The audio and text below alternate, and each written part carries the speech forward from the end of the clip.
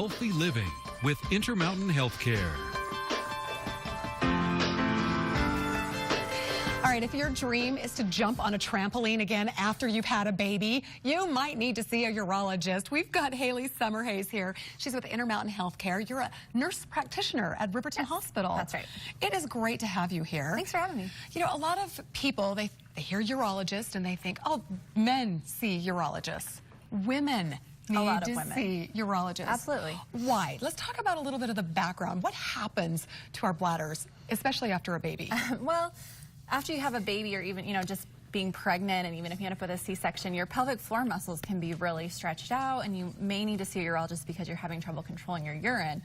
Although there's a lot of reasons why you may need to see a urologist besides just that. All right, so let's talk about some of these issues that do affect a woman's bladder, especially after a pregnancy. I mean, we're talking about OAB. What is that, first of all? OAB stands for overactive bladder. Okay. So that can happen with or without having a baby, but is more common as we age, as well as, all these incontinence issues can happen if you've gained weight or had a previous hysterectomy. But overactive bladder refers more to problems with the bladder contracting and having trouble controlling the urine. Okay, so not only are we dealing with weakening muscles and tissues in the bladder, but then the overactive part. Right, so you can have overactive bladder, but you can also have stress incontinence, which is more common after pregnancy because it has more to do with the mechanical aspect of the pelvic floor. Okay, this is very complicated, very complicated. Sure. But we have to understand this is not a disease, right? No, what we're talking about here.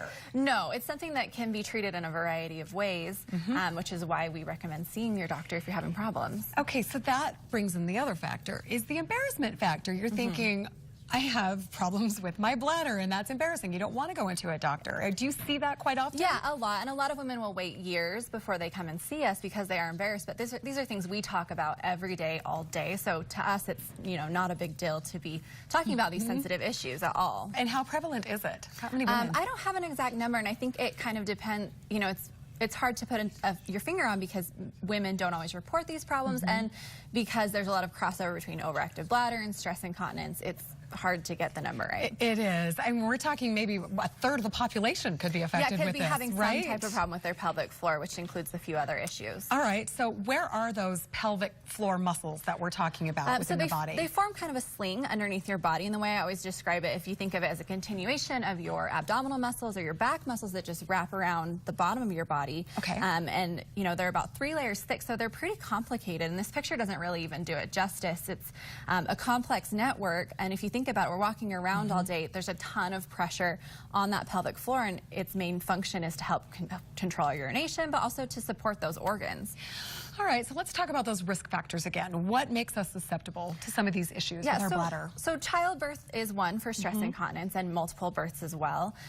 Weight gain, previous hysterectomy, with just more common with age, and chronic constipation as well. Wow, interesting. So when should we see you? When should we see our doctor, our wonderful nurse practitioner? So I always tell people that it really is a matter of how much it's bothering you, for one, because it's not life or death. But if you're having problems controlling your urination, you're leaking, if you have trouble emptying your bladder, you're experiencing chronic pelvic pain, any of those reasons would be time to see a urologist. And are there treatments available? Is there help for us? Absolutely. So it really ranges, and I think a lot of people don't come in because they're worried there's nothing I can do, or they think we're just going to try to talk you into a surgery. But it ranges from behavioral therapy, physical therapy, there's surgery, there's sometimes in-office procedures.